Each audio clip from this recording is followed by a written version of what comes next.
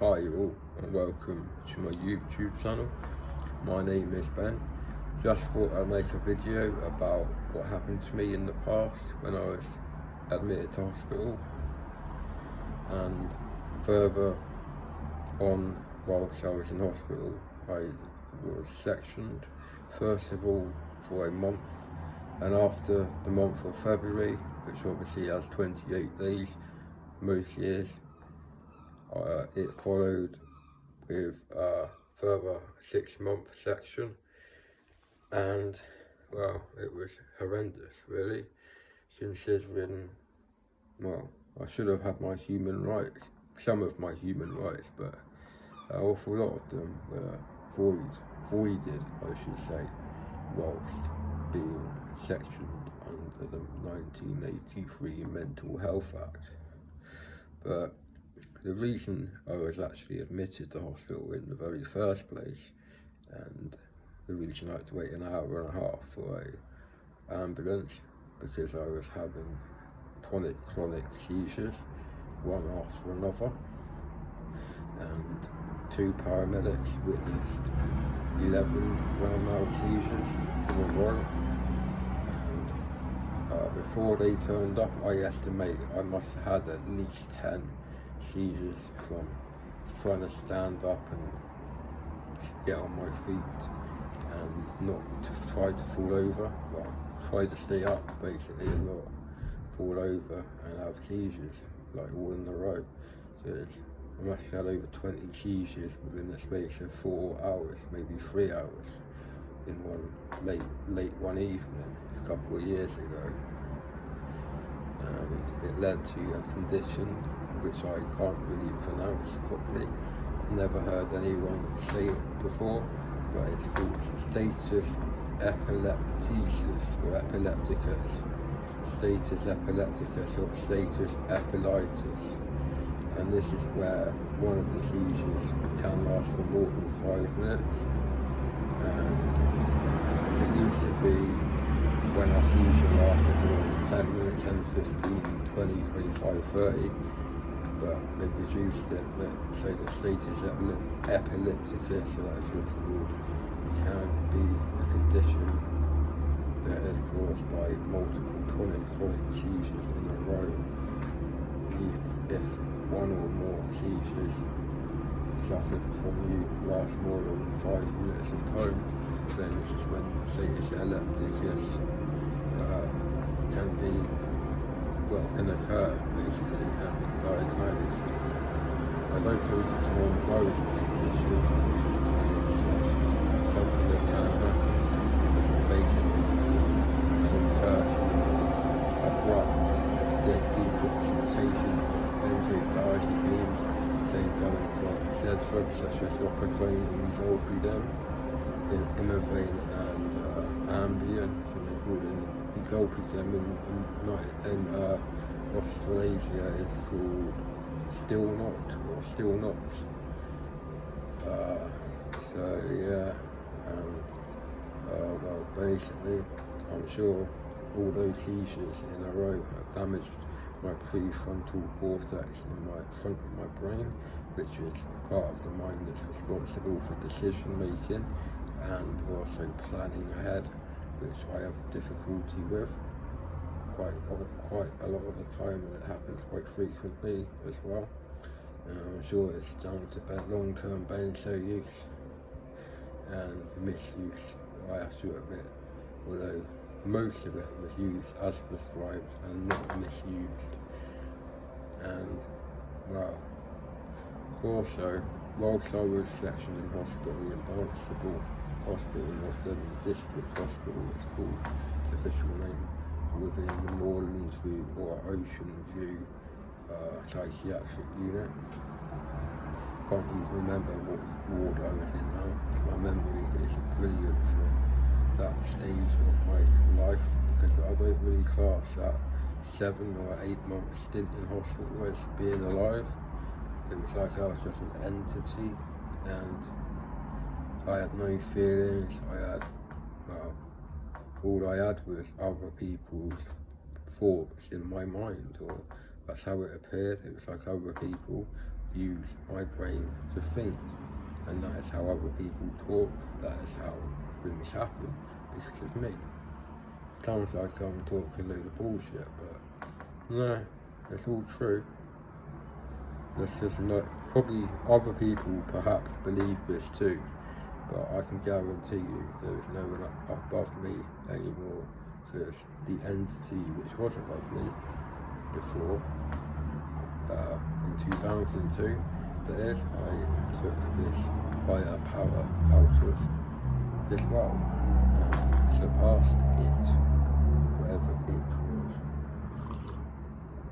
And I'm led to believe I would be now deceased if I hadn't got the higher power out of the world and out of my mind, because it was literally the devil. But the devil is also the entity which is the highest power, and some people with ESP, extra sensory perception, can alter people's minds, alter people's thoughts, and, well, do spiritual things really, such as telepathy and seeing weird things without necessarily doing hallucinogens. You don't have to be a psycho in order to have an expansive mind and think more creatively,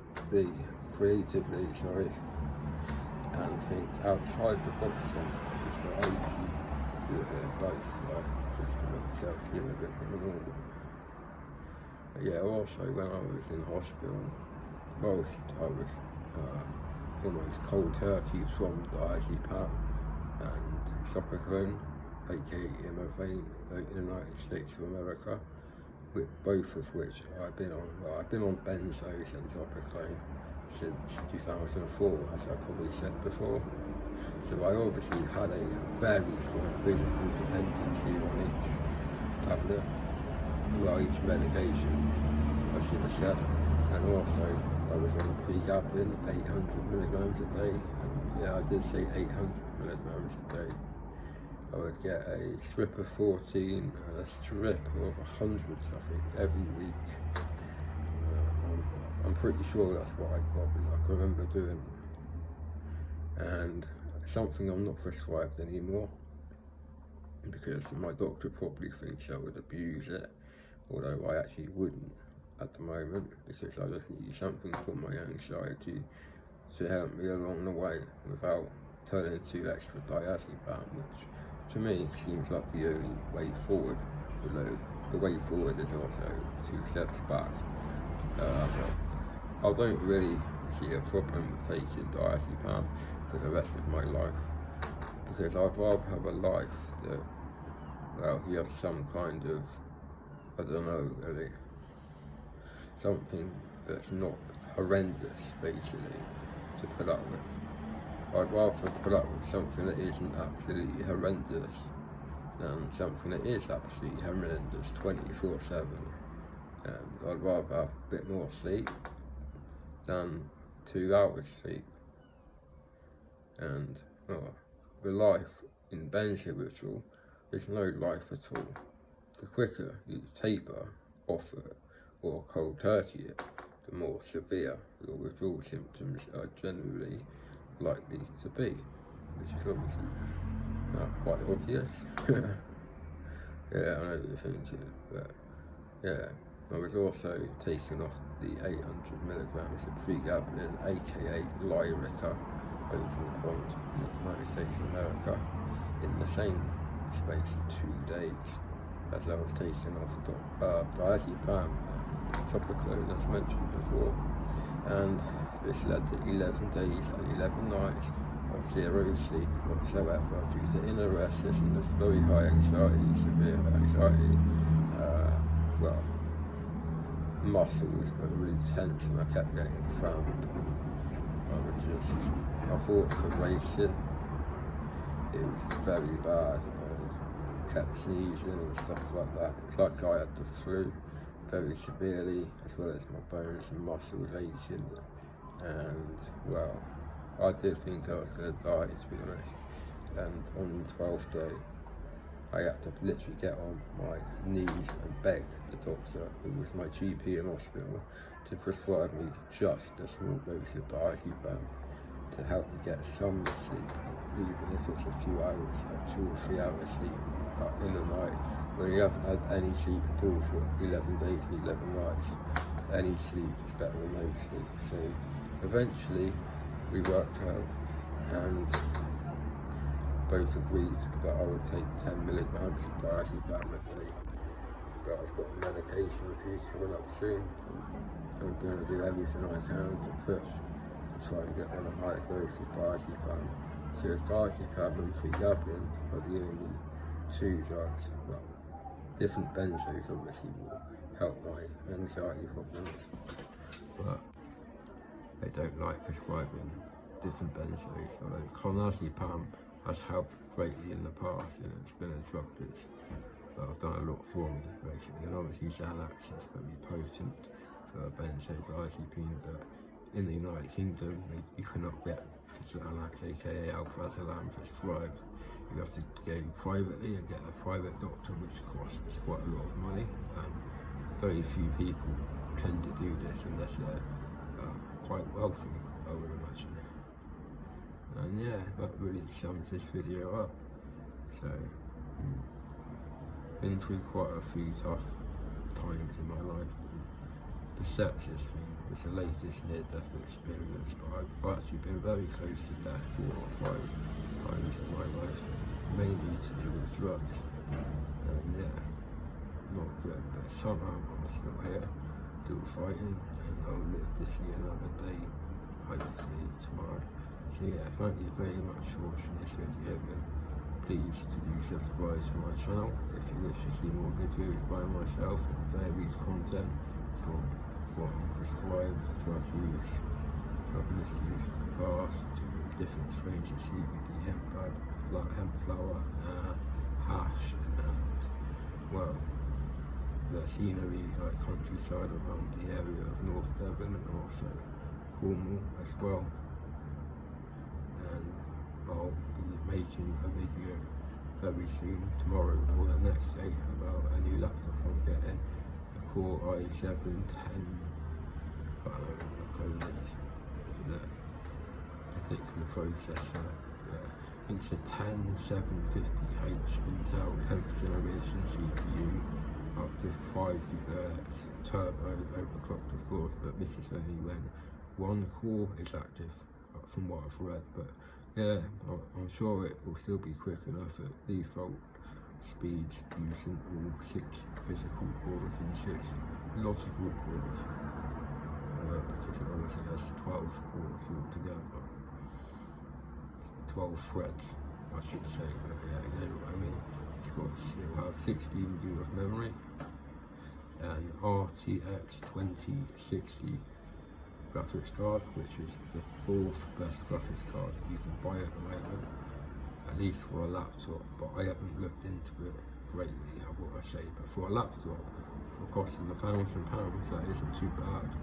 It also has a 17.3-inch screen and a ½ terabyte, aka 512 GB solid state drive to boot the operating system, which is Windows 10 Home Edition, which has been modified by Medium, who are the manufacturer of the laptop, and it's basically been modified. The operating system has basically been hacked a little bit and modified to suit gamers and most end users, so you can record in-game footage by just pressing a button on the bar at the bottom. I also have the start menu, if Windows 10 even has a start menu, but from what I remember of Windows 8, I like to use a program called Pocky, P-O-K-K-I, and also Start Menu 8 to create a start menu in Windows 8, because it didn't come with a start menu when it was first released, which was quite annoying.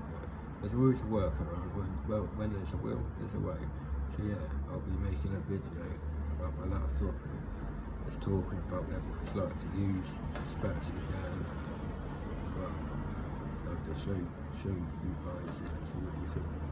And I'm probably going to start gaming again and try and get back into the life I used to live. And hopefully I'll be a bit happier afterwards as well. So yeah, thank you very much for watching this video. It's a longer video than I initially intended creating, but I gave you a lot of information, so you'll hope you can subscribe and you'll be able to see videos about my laptop, which I'll be getting in the next couple of days, maybe 3 days maximum from now.